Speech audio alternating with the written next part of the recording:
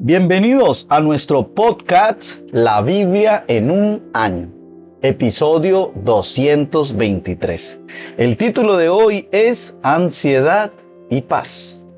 La ansiedad puede robarte el disfrute de la vida. Sus causas son numerosas. Puede ser la salud, el trabajo o la falta de trabajo, finanzas, y en las finanzas pueden ser las deudas, las facturas sin pagar, créditos, tarjetas de crédito y demás cosas relacionadas a las finanzas. También muchas otras cosas pueden traerte ansiedad, ¿sí? Algunas de las mayores causas de ansiedad son aquellas que veremos en el pasaje del Nuevo Testamento de hoy. Una de ellas son las relaciones. Dentro de las relaciones entra el matrimonio o la falta de pareja. También la soltería, el divorcio. En nuestro pasaje del Antiguo Testamento, el libro de Eclesiastés sugiere que gran parte de la ansiedad que experimentamos está causada por algo más profundo. Ese algo podría ser descrito como la ansiedad de la falta de sentido en medio de todo el diario vivir, ¿sí? En medio de todo esto, quiero decirte que estamos llamados a vivir en paz. ¡Wow! Bueno, vamos entonces a hacer una lectura de la palabra. Y la primera lectura de hoy la tenemos en el Salmo capítulo 94. Vamos a leer desde el versículo 12 hasta el 23. Vamos a leer en la palabra de Dios para todos, con sus siglas en español, PDT. Afortunado el que tú corriges, Señor, aquel a quien le enseñas la manera de vivir, la correcta manera de vivir, para que permanezca tranquilo cuando lleguen los días malos, mientras que al perverso se le cae una tumba. El Señor no abandonará a su pueblo, no dejará abandonada a su posesión. Los juicios volverán a basarse en la justicia, y la gente honesta los apoyará. ¿Quién me ayudó a luchar contra los perversos? ¿Quién estuvo a mi lado para luchar contra los que hacen el mal? Si el Señor no me hubiera ayudado, ya habría sido destruido. Aunque yo dije, resbalan mis pies, tu fiel amor, Señor, vino a ayudarme. Yo estaba muy preocupado e intranquilo, pero tú me consolaste y me llenaste de alegría. Dios mío, tú no eres cómplice de jueces corruptos que usan la ley para hacerles daño a los demás, que se unen para quitarle la vida al justo y condenan a muerte al inocente. Pero el Señor es mi fortaleza, mi Dios y la roca que me protege. Él los castigará por todo el mal que han hecho, los destruirá por su maldad. El Señor nuestro Dios acabará con ellos. ¡Wow! ¡Qué porción tan espectacular la de este Salmo 94! No sé si te pasó lo mismo que a mí, pero me llegó una presencia de Dios maravillosa, poderosa a mi vida y a mi corazón. Esa palabra es bien especial. Bueno, estas palabras tan poderosas, estas promesas, estas declaraciones del Señor del Salmo 94 nos dan como resultado el primer punto de este podcast. Y el primer punto es: háblale a Dios acerca de tus ansiedades. ¿Sabes lo que es experimentar una gran ansiedad? Ciertamente el salmista lo sabía y escribe, para que tenga tranquilidad cuando lleguen los días malos. Cuando alguna vez dije, mis pies resbalan, tu amor, Señor, vino en mi ayuda. En medio de las preocupaciones que se agolpan en mi mente, tú me das consuelo y alegría. Prosigue así. Pero el Señor es mi protector, es mi Dios y la roca en que me refugio. Cuando te sientas cercado por una gran ansiedad, vuélvete al Señor para pedir ayuda.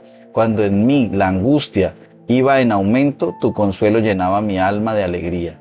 En el amor de Dios encontramos alivio, consuelo y alegría. ¿Cómo lo dice la traducción bíblica? El Mensaje, con su sigla en español, MSG. Ella dice que Dios provee un círculo de quietud dentro del clamor del mal. ¡Wow! ¡Qué poderoso!, ¿no? Por eso quiero invitarte para que hagamos una oración bien especial. Yo no sé qué esté causando ansiedad en tu corazón, pero quiero invitarte para que hoy coloques esa ansiedad delante de Él. Señor, gracias porque me das alivio en los días de angustia. Hoy vengo a ti a traerte mis ansiedades. Coloque delante de Dios sus ansiedades en este momento. Tú conoces, Señor, las mías. Tú conoces lo que estoy pasando. Ayúdame, mi buen pastor. Amén y amén. Bueno, y ahora vamos a otra lectura de la palabra muy pero muy especial y vamos esta vez al Nuevo Testamento. Nos dirigimos a la primera carta del apóstol Pablo a los Corintios. Vamos al capítulo 7 y vamos a estar leyendo desde el versículo 1 hasta el versículo 16. Continuamos con la palabra de Dios para todos. PDT. Sobre el matrimonio. Ahora les hablaré sobre lo que me escribieron. Estoy de acuerdo con quienes dicen que es bueno que un hombre no abuse de las mujeres para su propio placer egoísta. Pero yo les digo, para evitar el pecado sexual es mejor que cada hombre tenga su propia esposa y que cada mujer tenga su propio esposo. El hombre debe satisfacer a su mujer en todo lo que ella necesita como esposa. De la misma manera, la mujer con su esposo. La mujer no tiene autoridad sobre su propio cuerpo, sino su esposo. Asimismo, el esposo no tiene autoridad sobre su propio cuerpo, sino su esposa. No se nieguen a entregarse el uno al otro, a menos que se pongan de acuerdo para no tener relaciones por un tiempo y dedicarse a la oración. Pero después únanse de nuevo para que Satanás no pueda tentarlos en caso de que ustedes no puedan contener el deseo sexual. Esto les digo es una concesión, no una orden. Me gustaría que todos pudieran vivir sin casarse, como yo, pero cada uno tiene su propio don de Dios. Todos somos diferentes. Este es un consejo para los que no son casados y para las viudas. Es mejor que sigan así, sin casarse, como yo. Pero si no se pueden controlar, es mejor que se casen, pues es mejor casarse que quemarse. A los casados les doy esta orden, que no es mía, sino del Señor, que la esposa no se separe de su esposo, pero si se separa, que no se vuelva a casar o que vuelva con su esposo. De la misma manera, el esposo no se divorcie de su esposa. A todos los demás les digo esto, yo, no el Señor. Si la esposa de algún hermano no cree en Cristo, pero acepta vivir con él, que el hermano no se divorcie de ella. Si el esposo de una mujer no cree en Cristo, pero acepta vivir con ella, que la mujer no se divorcie de él. Porque el esposo que no es creyente se hace santo por la unión con su esposa creyente, y la esposa que no es creyente se hace santa por la unión con su esposo creyente. Si esto no fuera cierto, entonces sus hijos serían impuros, pero ahora ellos son santos. Pero si el esposo o la esposa que no cree quiere separarse, dejen que se separe. En ese caso el esposo o la esposa creyente no tiene obligación, porque Dios los ha llamado a vivir en paz.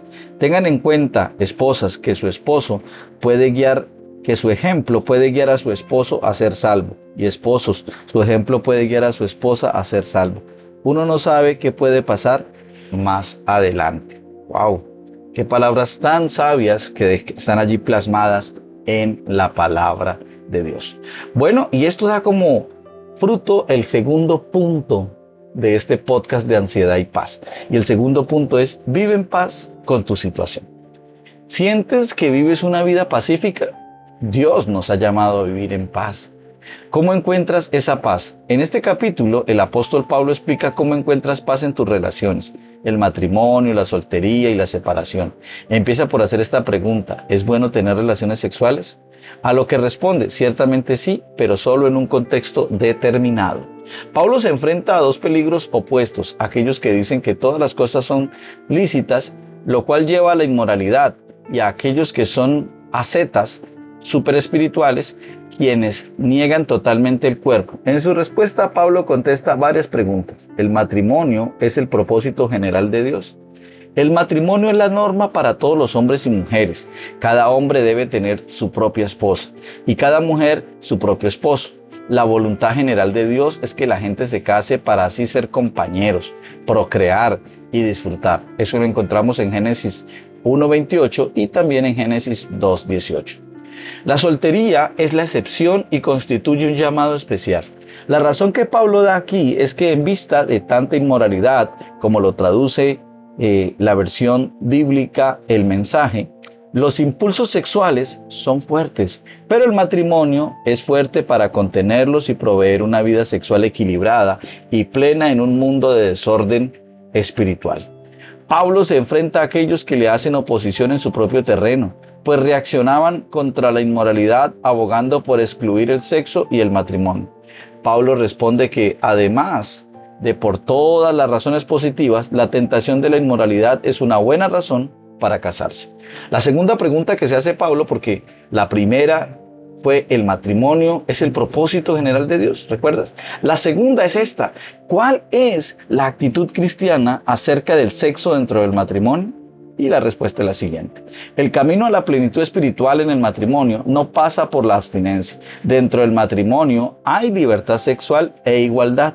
El hombre debe cumplir su deber conyugal con su esposa e igualmente la mujer con su esposo. La única razón para la abstinencia por periodos cortos debe ser la oración, y si es de mutuo acuerdo, y es una concesión, lo dice el apóstol, no un mandamiento, ¿sí? La tercera pregunta ¿es mejor ser soltero o estar casado? Y la respuesta la dice Pablo escribiendo que ambos estados son un don de Dios y son buenos. En un sentido, por las razones que se dan más adelante, es mejor ser soltero. Preferiría que todos fueran como yo. No obstante, cada uno tiene de Dios su propio don. Este posee uno, aquel otro y otro. Pero también es bueno casarse, ¿sí? Esa es la explicación que está dando el apóstol. La cuarta pregunta es: ¿debería un cristiano pedir el divorcio de otro cristiano? El principio general de este, como el de todo el resto del Nuevo Testamento, parece responder esta pregunta, y es que no. Si están casados, permanezcan casados.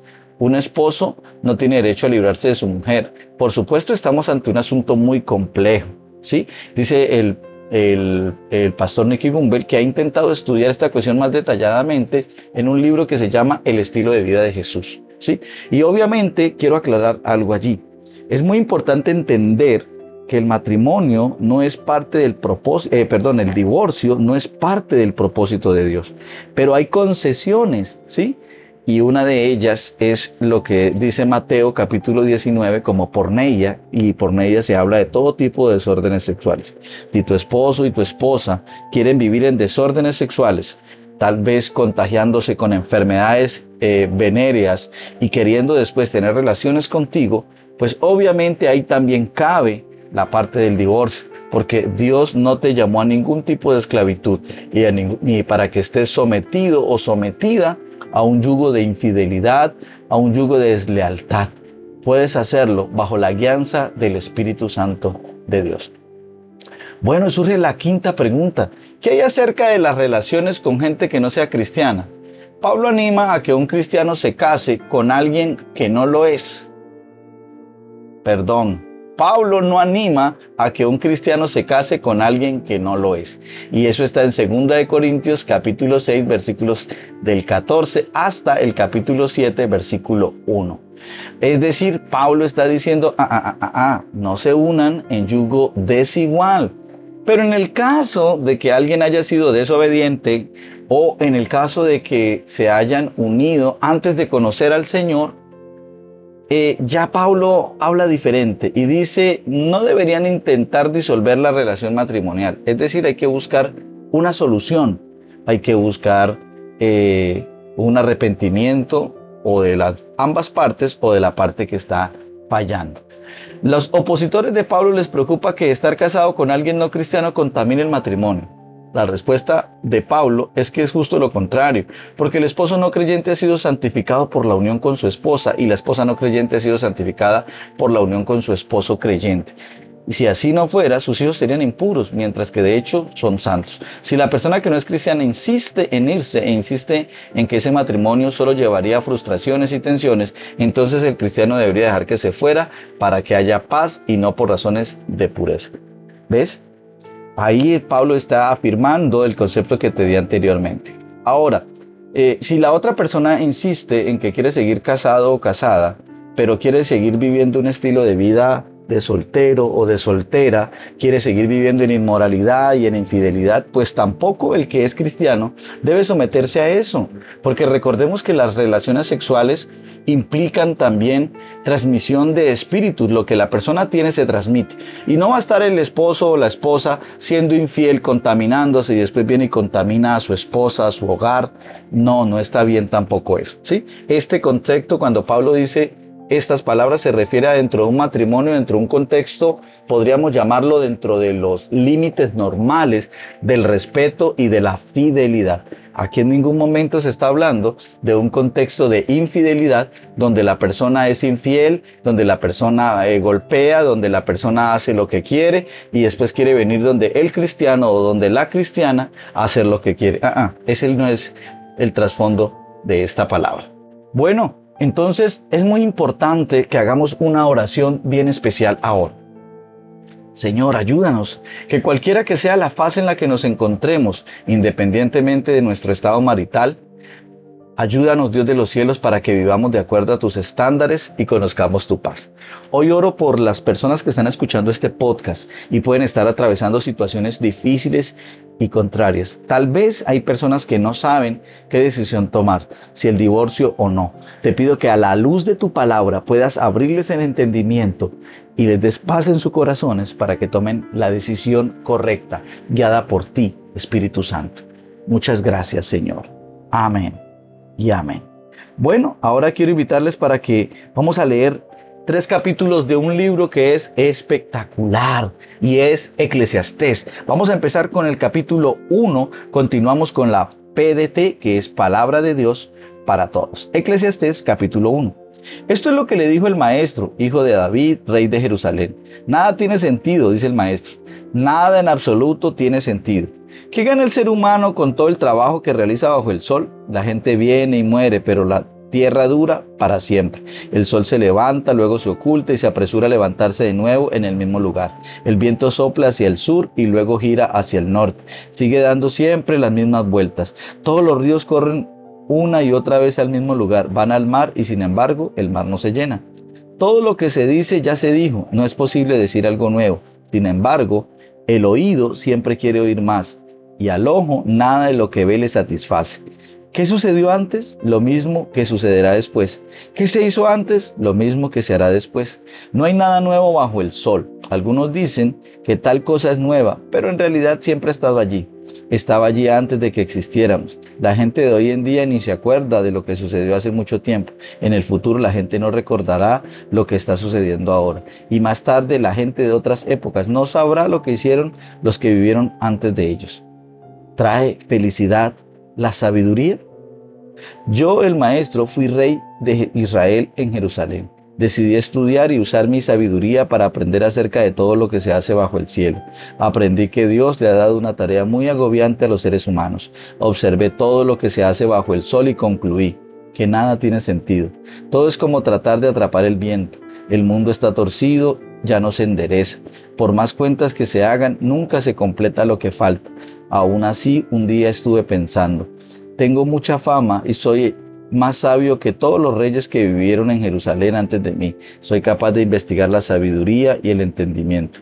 Entonces me dediqué a investigar la sabiduría y el entendimiento y terminé en tonterías y estupideces. Buscar la sabiduría es como tratar de atrapar el viento, porque entre más sabiduría, más frustración, y a medida que uno más entiende, más dolor se experimenta. ¡Wow! ¡Qué tremendo!, ¿no? Parece que cuando Salomón estaba atravesando esto, estaba viviendo momentos bien difíciles. Capítulo 2 de Eclesiastés. Entonces me propuse esto. Voy a divertirme y a probar los placeres de todo lo que es darse la gran vida. Pero esto tampoco resultó tener sentido. Es una tontería pasarse todo el tiempo sonriendo y no hacer más que divertirse, no sirve de nada. Así que decidí llenar mi cuerpo de vino mientras llenaba mi mente de sabiduría. Traté de hacer esa tontería porque quería ver si ese era el único bien que el ser humano puede encontrar para disfrutar en su corta vida. Entonces empecé a hacer grandes obras, construí palacios, planté viñedos, cultivé jardines, hice parques y planté en ellos toda clase de árboles frutales. Me hice construir estanques de agua para regar los árboles en crecimiento, compré esclavos y esclavas y tuve esclavos nacidos en mi casa. Tenía muchas posesiones, ganado y rebaños de ovejas, más que cualquiera en toda Jerusalén. Junté mucha plata, oro, posesiones dignas de un rey.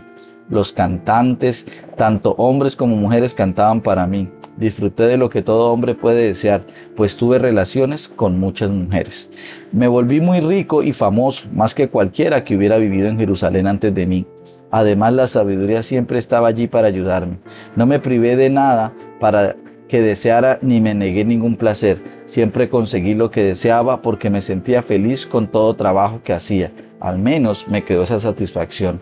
Pero cuando consideré todo lo que había logrado con el fruto de mis esfuerzos, me di cuenta de que nada tenía sentido y que era como tratar de atrapar el viento y que uno no gana nada con lo que hace bajo el sol. La sabiduría puede ser la respuesta. Luego volví a considerar la sabiduría, las estupideces y las tonterías. ¿Qué más puede hacer el sucesor de un rey sino lo que ya se hizo antes? Vi que la sabiduría es mejor que la estupidez, así como la luz es mejor que la oscuridad. Un sabio usa su mente, así como usa los ojos para poder ver dónde va. En cambio, un tonto es como el que camina en oscuridad. Sin embargo, también me di cuenta que el tonto y el sabio terminan de la misma manera. Entonces pensé, si el tonto termina igual que yo, ¿de qué sirve la sabiduría? ¿Qué he ganado con esforzarme tanto por ser sabio? Me di cuenta de que eso tampoco tiene sentido. Tanto el sabio como el tonto van a morir y nadie se acordará de ninguno de ellos. En el futuro la gente se olvidará de todo lo que hicieron, así que tanto el sabio como el tonto vienen a hacer lo mismo. Eso me hizo odiar la vida. Me dio mucha tristeza pensar que nada de lo que se hace bajo el sol tiene mucho sentido. Es como tratar de atrapar el viento. Odié todo el trabajo que había hecho bajo el sol, pues al fin y al cabo todo eso tendría que dejárselo a mi sucesor. Y pensé, quién sabe si ese va a ser un sabio o un tonto, y será dueño de todo lo que conseguí con tanto trabajo y sabiduría. Eso tampoco tiene sentido. Así que me deprimí mucho al pensar en todo el trabajo que había hecho bajo el sol, porque uno trabaja con sabiduría, entendimiento y dedicación para finalmente dejárselo al que no trabajó para conseguirlo. Eso está muy mal y no tiene sentido. ¿Qué le queda al ser humano después de trabajar tanto y luchar bajo el sol? Toda su vida está llena de sufrimiento, frustraciones y trabajo duro. Ni siquiera de noche descansa su mente. Eso tampoco tiene sentido. Lo mejor que puede hacer uno es comer, beber y disfrutar del trabajo que se hace. También vi que esto viene de Dios, porque hay alguien que haya tratado de disfrutar de la vida más de lo que yo lo he hecho. Además, Dios le da sabiduría, entendimiento y alegría a quien Él aprueba. En cambio, al pecador Dios lo hace trabajar para que junte y acumule para luego dárselo a quien Dios aprueba. Por eso acumular riquezas tampoco tiene sentido y es como tratar de atrapar el viento. Wow, en este capítulo 2 hay un contraste muy fuerte en cómo veía la vida Salomón y cómo veía la vida su papá David, ¿no? Porque para Salomón solo existía aquí, la tierra, y existía solamente como que lo terrenal. Pero para David, David siempre entendía de que el Señor estaba con él y que había algo más importante que lo terrenal, y es la presencia de Dios. Bueno, ahora vamos a leer el capítulo 3 de Eclesiastés. Continuamos en la PDT. Todo tiene su momento, todo tiene su momento, todo lo que sucede bajo el cielo ocurre de acuerdo a un plan. Hay un tiempo para nacer y otro para morir, un tiempo para plantar y otro para arrancar las plantas. Hay un tiempo para matar y otro para sanar, un tiempo para destruir y otro para construir, un tiempo para llorar y otro tiempo para reír, un tiempo para estar triste y otro tiempo para bailar de alegría. Hay un tiempo para esparcir piedras y otro para recogerlo. Un tiempo para abrazarse y otro para dejar de abrazarse. Hay un tiempo para buscar y otro para detener la búsqueda. Hay un tiempo para guardar y otro para desechar. Hay un tiempo para rasgar y otro para coser, un tiempo para guardar silencio y otro para hablar. Hay un tiempo para amar y otro para odiar, un tiempo para la guerra y otro para la paz. Dios controla el mundo. ¿Qué provecho saca el trabajador de tanto trabajar? He visto todo el duro trabajo que Dios dio a los seres humanos para mantenerlos ocupados. Todo sucede a su debido tiempo. Sin embargo, Dios puso en la mente humana la habilidad de entender el paso del tiempo, aunque nadie alcanza a comprender la obra de Dios de principio a fin. Aprendí que lo mejor que puede hacer la gente es ser feliz y disfrutar mientras viva, pues Dios quiere que todos coman, beban y disfruten del trabajo. La vida es un don de Dios. Aprendí que todo lo que Dios hace dura para siempre. Los seres humanos no le pueden agregar ni quitar nada al trabajo de Dios, pues lo hizo así para que la gente lo respete. Lo que sucede ahora ya había sucedido y lo que va a suceder ya sucedió. Dios se encargará de lo que está más allá de la comprensión de los seres humanos. Injusticias de la vida. También me di cuenta de algo más que sucede bajo el sol. En los tribunales reina la maldad y la injusticia, siendo que allí debería reinar la honestidad y la justicia. Así que pensé, Dios ha planeado un momento para juzgar todo lo que hace la gente. Él juzgará a buenos y malos. Pensé también en la gente o en lo que la gente hace y me dije, Dios está poniendo a prueba a la gente para que ellos mismos comprueben que son como animales. El ser humano no es mejor que el animal porque ambos terminan en lo mismo, mueren por igual y respiran el mismo aire. Todo eso no tiene sentido. Todos van a un mismo lugar, vienen del polvo y al polvo volverán. ¿Quién sabe lo que pasa con el espíritu de un animal? ¿Quién sabe si es el espíritu de un ¿Quién sabe si el espíritu de un hombre sube a las alturas y el de un animal baja a la tierra? Así que me di cuenta de que lo mejor que uno puede hacer es disfrutar su trabajo. Eso es lo que tiene. La gente no debería preocuparse del futuro, porque nadie puede decirle a uno lo que va a suceder. Bueno, parece que en el capítulo 3 tuvo algunos momentos más de lucidez y logra entender un poquito más acerca de lo que Dios quiere hacer. Bueno, pero el caso es que estos 3 capítulos de Eclesiastés dan como resultado el tercer punto de este podcast, y es que encuentra propósito en vez de falta de sentido. ¿Sí? ¿Qué gana el hombre con todos sus esfuerzos y tanto preocuparse y afanarse bajo el sol? En la traducción de la Nueva Versión Internacional en inglés, la expresión bajo el sol aparece en 28 ocasiones en este libro. Se usa para describir la búsqueda de sentido que nunca se mueve más allá de la vida en este mundo. El libro de Eclesiastés es la historia de la ansiedad de una persona por encontrar el sentido. El escritor, poniéndose en la piel del rey Salomón hace 3000 años, busca en varias áreas. Joyce Meyer escribe: Salomón era un hombre ocupado, probó todo lo que se podría probar e hizo todo lo imaginable, pero al final de su experiencia se sintió vacío y amargado, agotado, desencantado y frustrado. El libro de Eclesiastés expresa algunas de las frustraciones sobre la vida. Eugene Peterson escribe: el libro de Eclesiastés no dice mucho acerca de Dios. El autor deja eso para los otros 65 libros de la Biblia. Su tarea es poner a la luz nuestra incapacidad total de encontrar sentido, así como de hacer nuestras vidas completas por nuestras propias fuerzas. Se trata de una exposición en la que se rechaza todas y cada una de las expectativas arrogantes que tenemos de vivir nuestras vidas por nosotros mismos y a nuestra manera.